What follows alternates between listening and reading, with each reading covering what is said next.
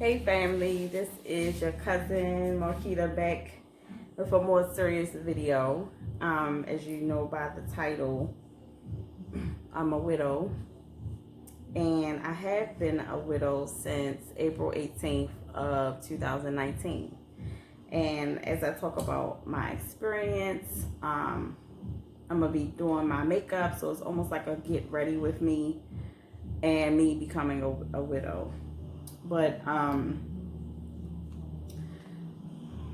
doing this video to bring encouragement to some of you. I know some of you have lost loved ones due to COVID. Some have lost husbands, wives, mothers, dads due to this season.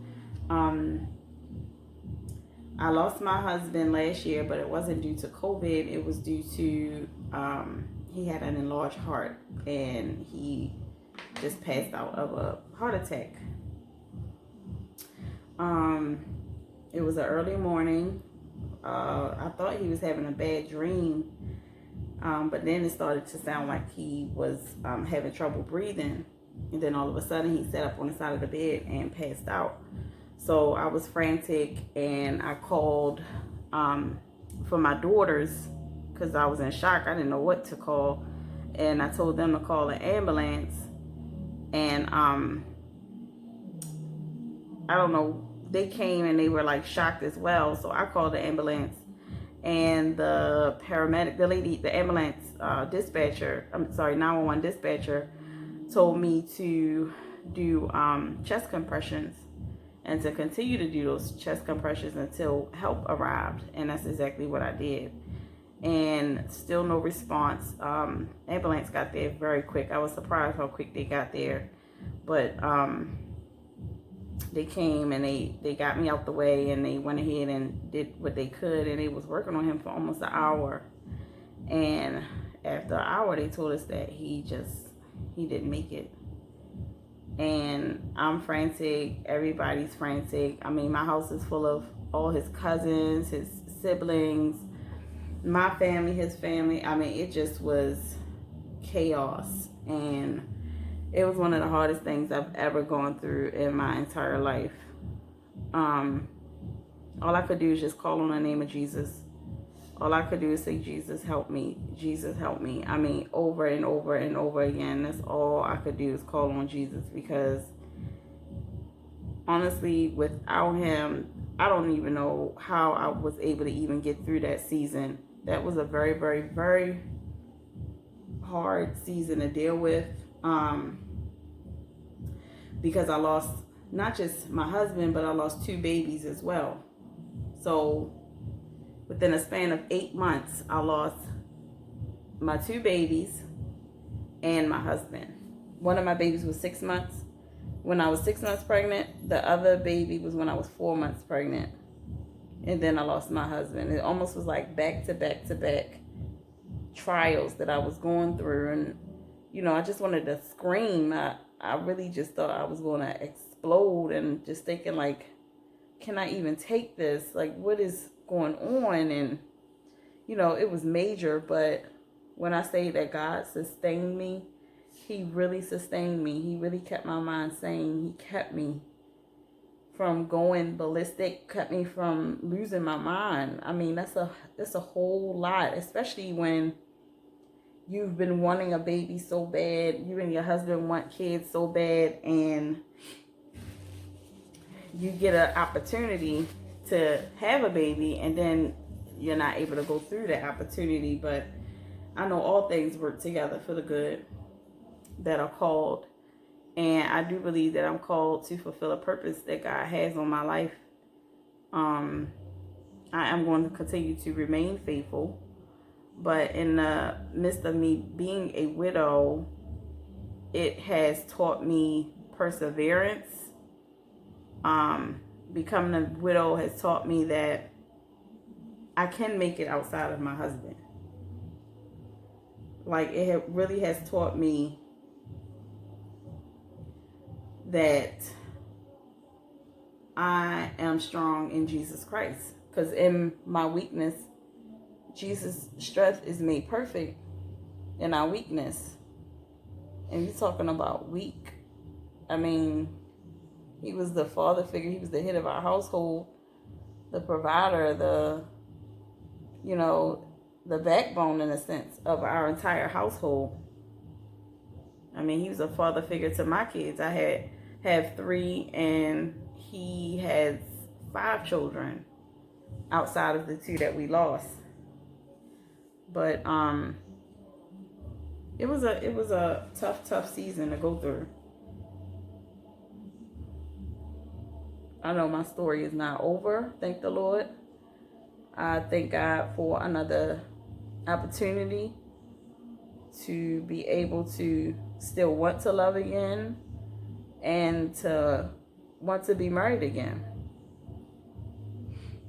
I am not giving up on love. I'm not one of those ones that say, oh, because I'm a widow, I will never marry again. That's not me. I still do desire to have a baby, another baby.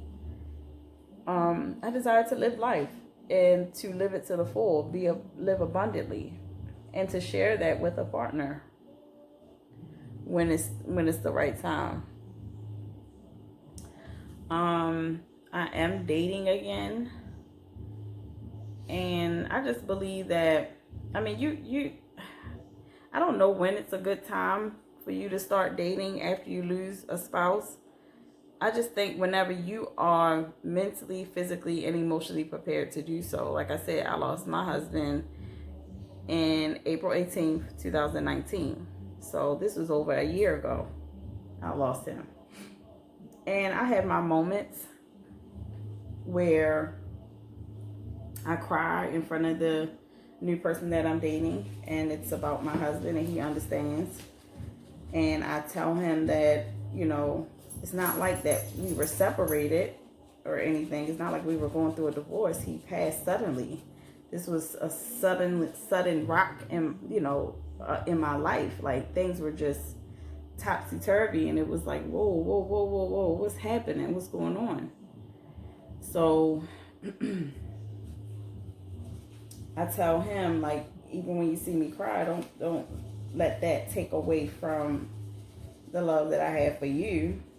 If I'm crying, it's because I'm human, and it's true emotion, and I cannot hide how I truly feel.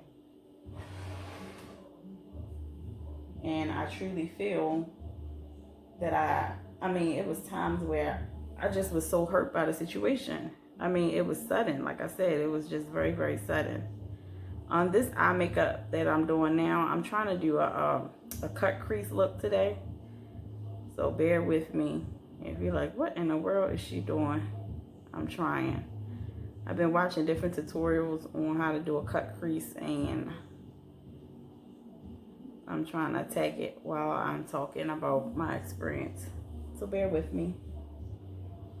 But it's a lot of legal things that you have to go through when you become a widow.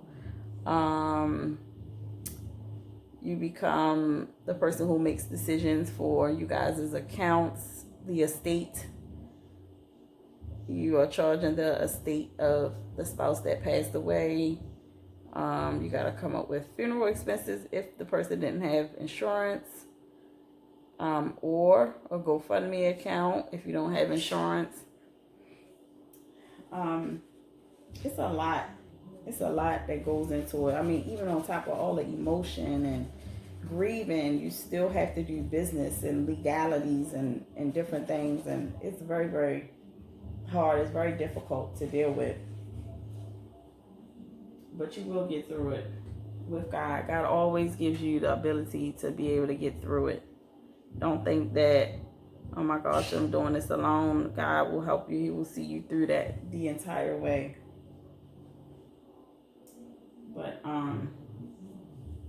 it was hard for me because I felt that everybody was against me. I felt like I didn't really have any support while I was going through it. There were people that were there. I just personally just felt like I didn't have support. I felt like nobody could understand what it is that I was going through.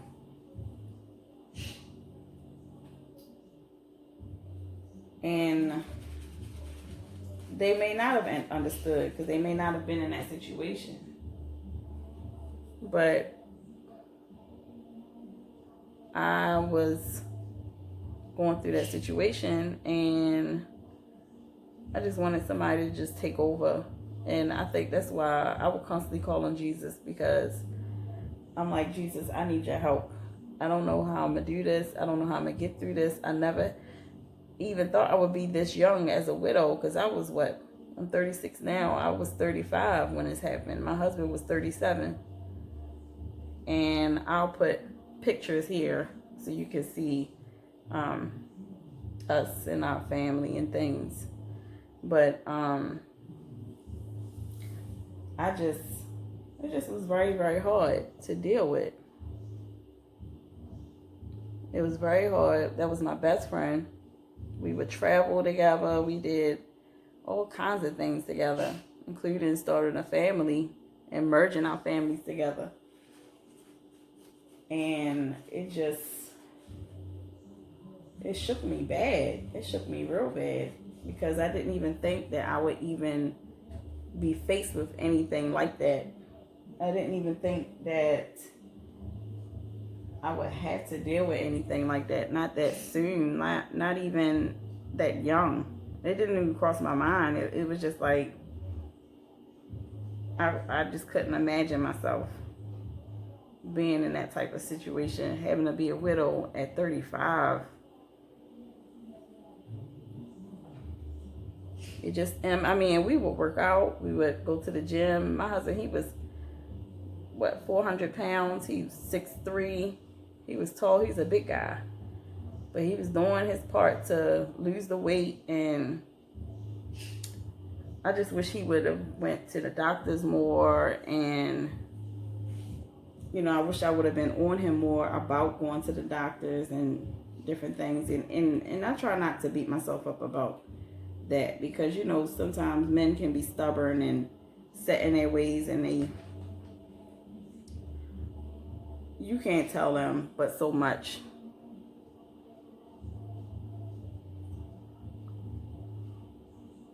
Because after a while, it's up to them what they want to do.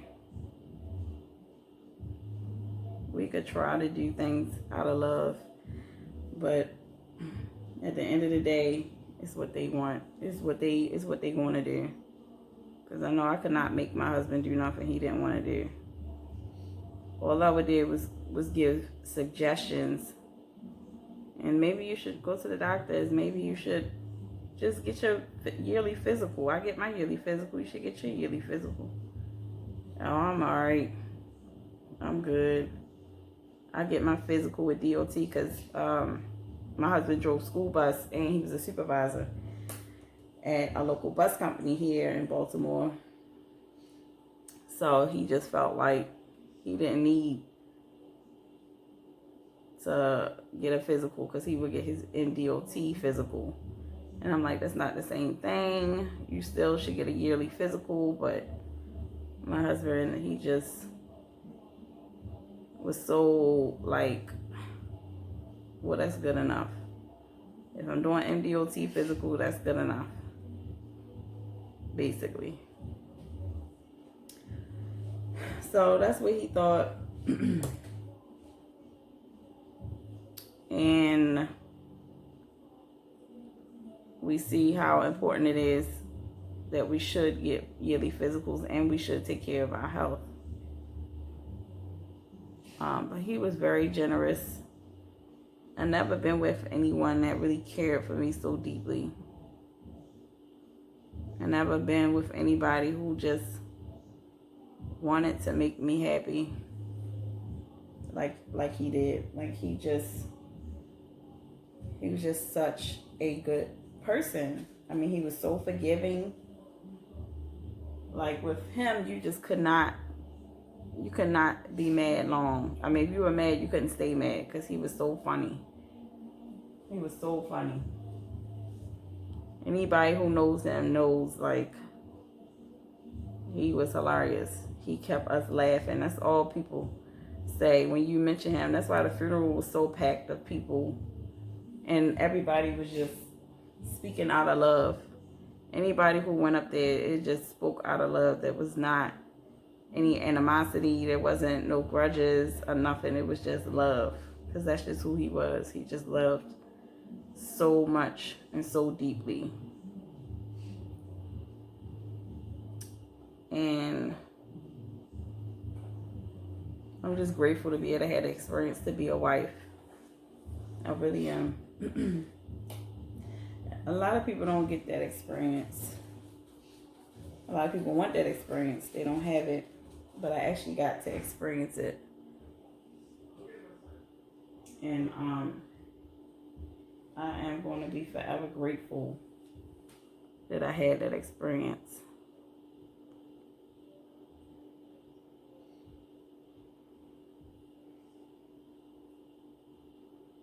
And now I'm trying to do this cut crease. I don't even know if I'm doing it right, but I'm trying.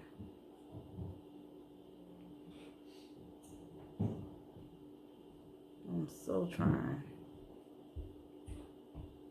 But we'll see how this come out.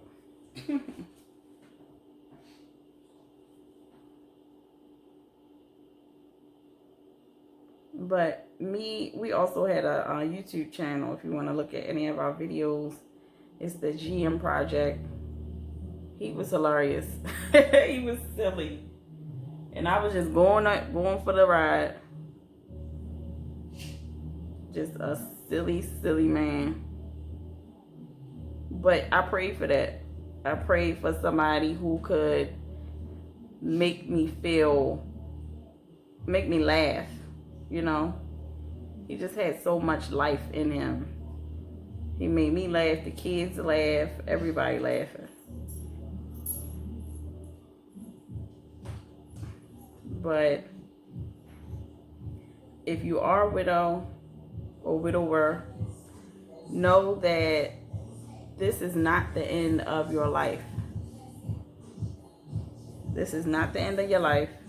You still have the ability to live. You have the ability to go on. Life is not over for you. If you're a believer, or you know greatness is in store, let me tell you something. It's not too late to believe. It's not too late to have faith for better days. That's why I like that song by Leandria Johnson, Better Days Are Coming. And I believe that. I know that wholeheartedly. Better days are coming. Better days are coming. Remain faithful in that. Don't lose that faith. Don't think, oh, because I'm going through this, life is over for me. It was so good before. I loved my husband. I loved my wife. What am I going to do now? You're going to live now. That's what you're going to do. You're going to live, and you're going to continue to go on. You're going to continue to grow. You're going to continue to do a good work for God. And you're not going to give up. Especially if you have children. They need you. They need you to be sane. They need mommy. They need daddy. This is not the time to give up on them. This is not the time to wallow in depression because of what you've gone through. I'm not saying you shouldn't grieve or cry, because those moments even happen for me at times. Of course, it happens. It's natural. It's healthy. Cry. Cry as much as you have to. Scream if you have to. Get it out. Don't leave it in. Don't leave it in. I definitely wouldn't suggest leaving anything bottled in. Cry as much as you have to. And also, don't forget the children in the process. Talk to them and ask them, you know, what is it that you want to talk about? Or what is it that you want to, what kind of memories do you want to share about mom or dad or stepmom or stepdad? Any questions you have, share those with me. Me and my kids constantly reminisce on how funny he was. Because he was just this big guy with this big voice and was so funny. So funny. But he was also like my big teddy bear. Because, he showed me good love. And I did him as well, of course. But, like I said, he was my best friend. I didn't have many girlfriends at that time. I had some in my life, but day in, day out, it was me and him. Like, we were besties. We were besties. Nobody could take that from us.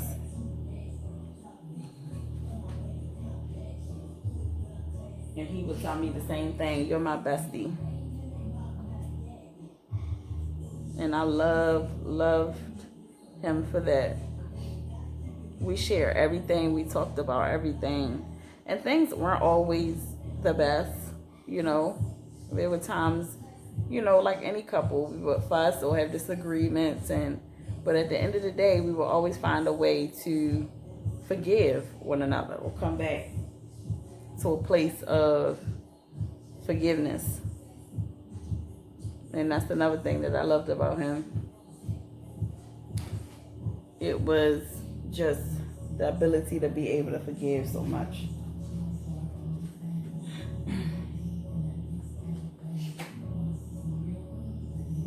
Now I gotta blend this more.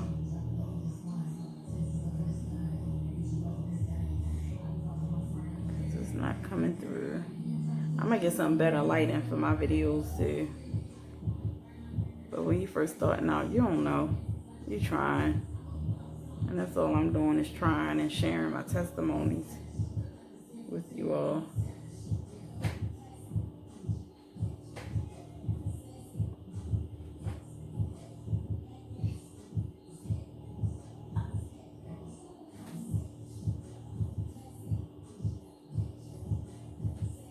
But I was able to pick up the pieces of my life and get myself back together and back laughing again and working again and dating again. So I truly am grateful for the ability to get back to life, the will to want to live and do life. I know that, you know, things happen. It's life. But I have faith in Jesus, and I know that with him, things get better. Things work together for the good of those who believe, and I just believe things are gonna get a whole lot better for me and my family.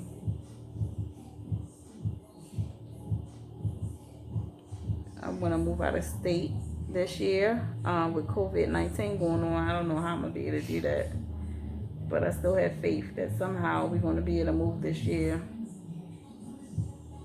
But I'm just not. I mean, even when my husband was living, he didn't want to stay here. So I'm just like, I'm ready to go. Ready to leave. There's a lot of people who have left here, and I'm in Maryland, but there are a lot of good parts in Maryland. It's just the part that I'm in, not so much. And I just know that there's a lot of there's a lot of gifted people that live here. But it's a lot of negativity too. And this is why a lot of people have left here, because they are just over it. They are over the negativity, they're over the violence, it's just hard to grow here. It really is hard to grow here. It's just the opportunities don't seem as great here. So I just want to move on.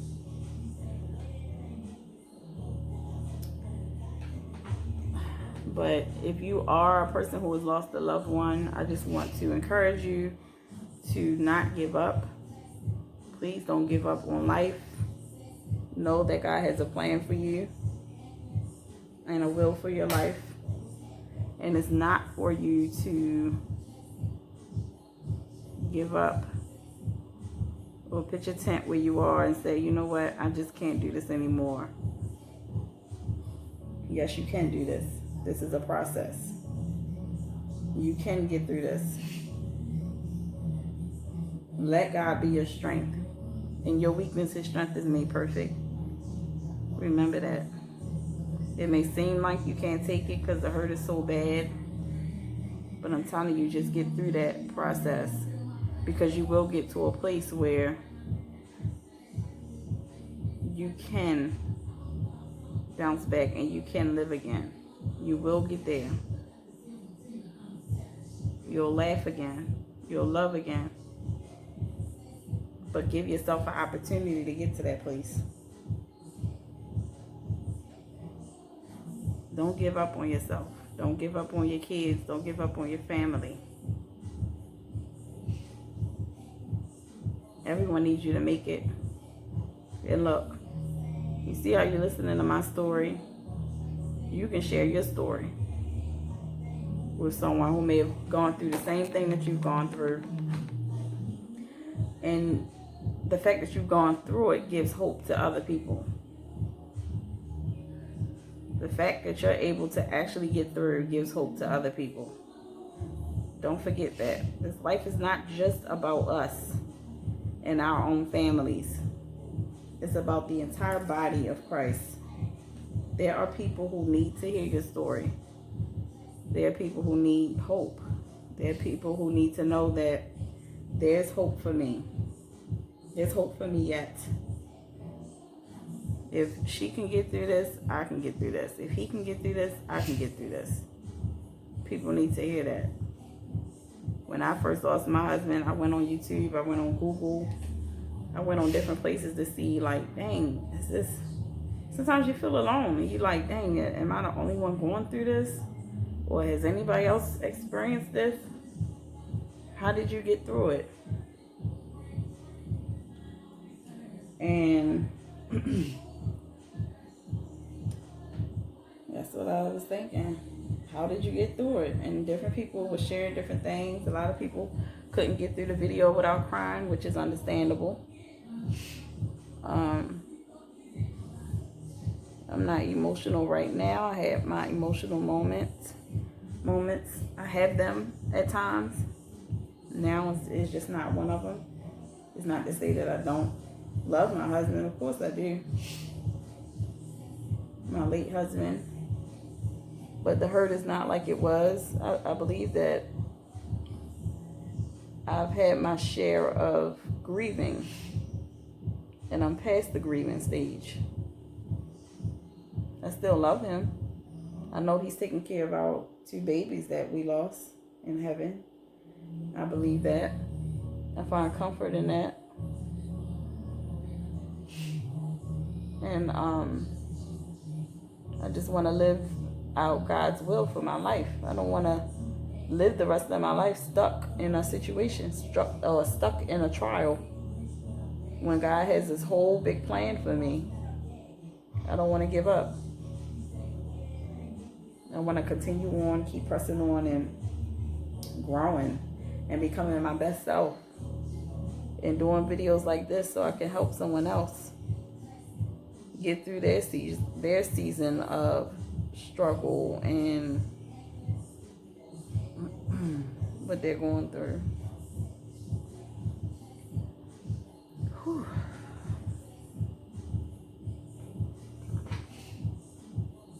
If I was losing my babies, it was very hard for me. Oh my goodness. It was so hard for me.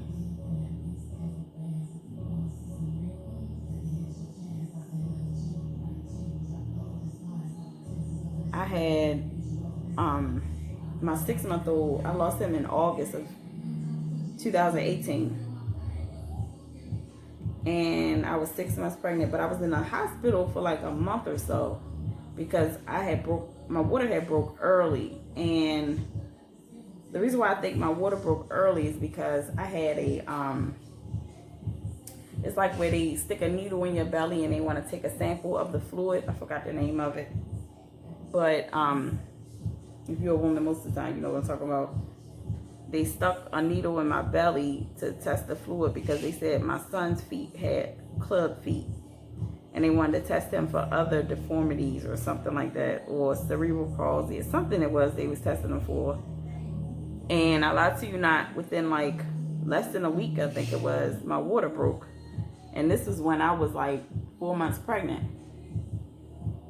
Almost 5 months pregnant. My water broke. And I'm like, oh my gosh, you know, this is too soon. He, you know, can he even survive like this? Like without any fluid? And the doctors were saying, yes, they can, but we need you on close. We need to monitor you closely to make sure you don't have any, you know, malfunctions or any type of emergencies of any kind. So we need you to be in the hospital. We need you to be here so we can closely keep an eye on you. And that's what I did. I stayed in the hospital, and they had me on a monitor. And then one night I had a new nurse, and this nurse was checking and checking and checking, and she was like, she don't hear anything. So of course she didn't tell me she didn't hear anything. I just knew she didn't hear anything because she went and got the doctor. So a doctor came in and she was checking and checking and checking. She didn't hear anything, and she said, we need to get her to the OR right now, ASAP. And mind you, my husband was just getting off of work, and he wasn't there yet. So I had to call him and say, I'm going to the ER. And he's like, wow, what's wrong? I said, I don't know. I think it's the baby. They can't find the heartbeat. And he said, I'm on my way. And he got there quick. But they got they got me sleep quick. So it's like everything happened very, very quickly. Very, very quickly. I need another sponge. But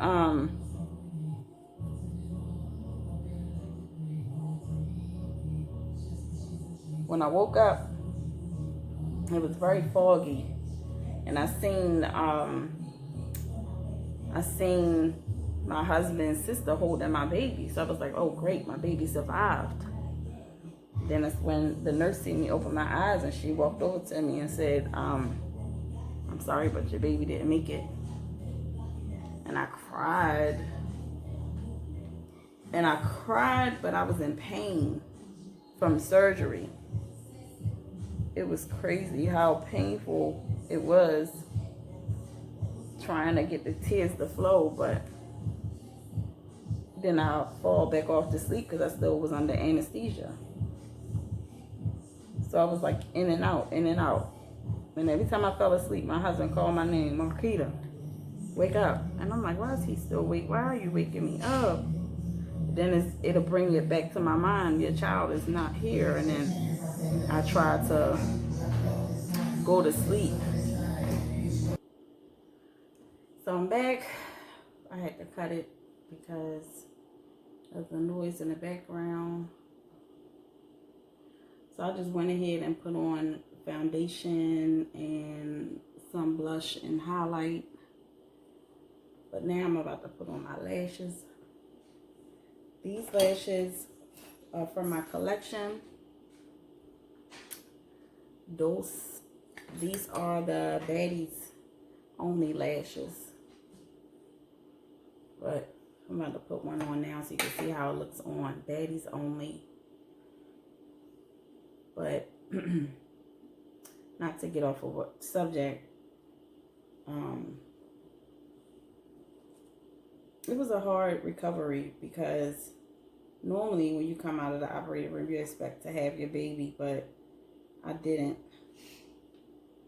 And it was hard for me. And then to turn around and get pregnant in, what was it, November? I got pregnant again in November that same year, and then lost the baby again by March that next year, which was a month before I lost my husband. So it was just hard for me, but I got through it. I got through it with God. I don't take no credit. I can't say I got through it on my own, because I didn't. God sustained me and gave me the will to want to live. I didn't want to give up. I said I want to continue to live on. I want to continue to grow. I want to love again. I want to live. I want to be my best self. I want to do whatever it is I have to do to bring hope to other individuals. Whatever it is that God wants me to do, I'll do. And that's just where I'm at. I'm about to put this lash on.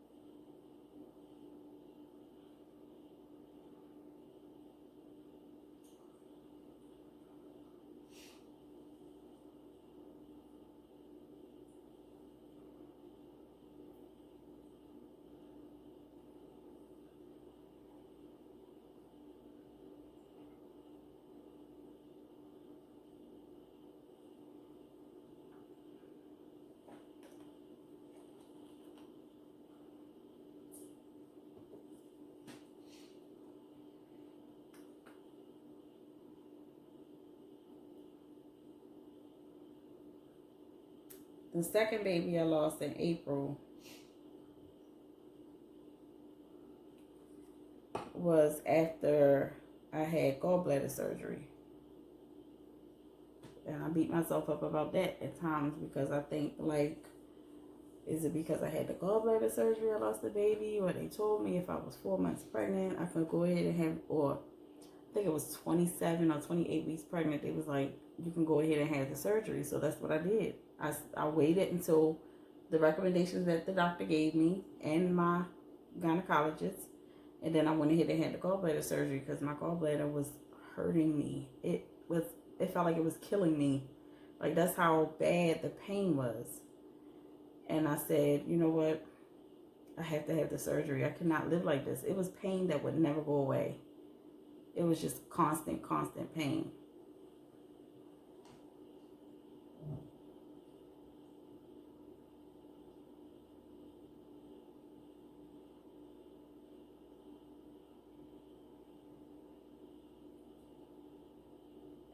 And I went ahead and had the surgery. The doctor said my surgery was difficult because my gallbladder was really almost like fused to other organs. So it was very, very difficult. They did a endoscopic surgery. So they used the 3 sticks.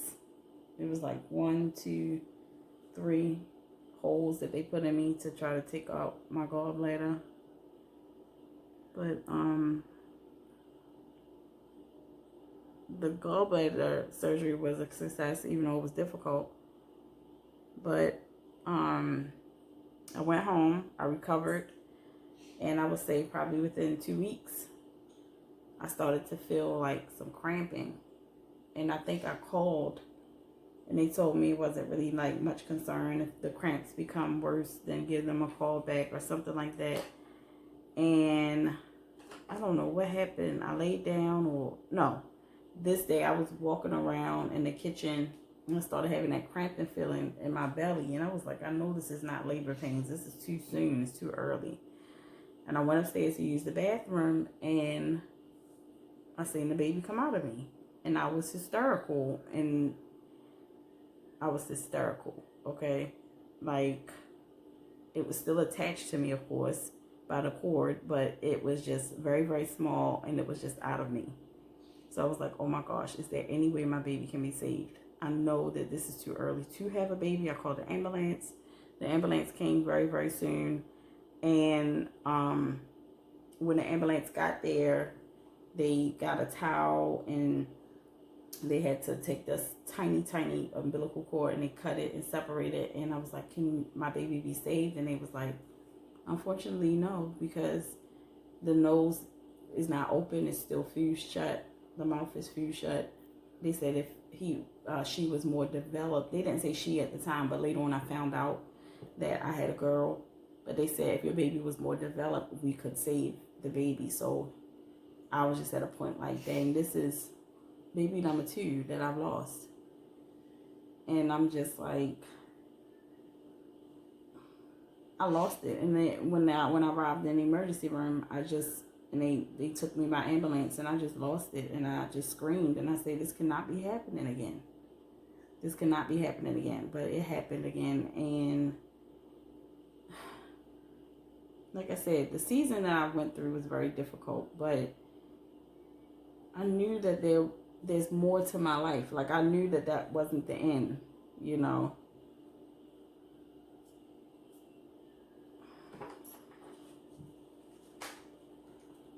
It just was very hard. But like I said, a month later, I lost my husband. But my life is not about loss. And I don't want to make it seem like that defines my life. Or I don't want you to feel sorry for me because of what I went through. No. The reason for me making this video is to let you know that you can experience loss and you can continue to live again. You can experience loss and continue to want to love again. Hope again. Have faith again. You can experience loss and want to go on with life. You can be one of the ones that get through the process. And I'm just a living testimony to let you know that your life is not over just because you have experienced a loss. I'm not trying to discredit your loss. I know other people go through loss as well. But life goes on. And you need to find a way with Jesus, I would say. You need to find a way to be able to pull it back together and get back to work to fulfill the will of God. Do not be a person who becomes stuck in your loss. Do not pitch a tent in your loss. Do not make a home in your loss. Don't become overwhelmed in depression and not want to go on, not want to clean your house, not want to take care of yourself, not want to live because you have experienced loss. There is a whole big life to live. God has a whole will, a whole purpose for you, for your life. Do not give up. Don't give up. Continue to push. Continue to move on. Know that this is not the end of your road because you have experienced loss. Actually, you should try to make every day count because you have experienced loss. You should be one of the ones who lives out every moment of your day, not worried about what anybody thinks about you or, you know, trying to get other people's acceptance or any of that. Like, you really should be your own person. Loss should teach you that life tomorrow's not promised. You don't know when your last day is. And you need to make every day count. Make every day count for something. Let it be a day where it's to bring hope to someone else. Help someone to remain hopeful that they can too get through the situation.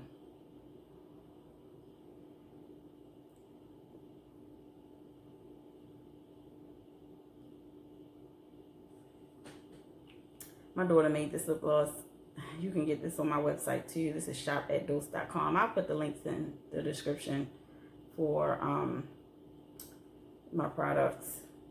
And I'll put the link in the description for other products that I have on. But I hope that this video has brought you hope. I hope this video has taught you that you are not alone, that you too can live on. I hope this video has not discouraged you, but encouraged you, and to let you know that you can be your best self, even having experienced loss. But I love y'all, and I thank y'all, and until our next reunion, bye, cousins.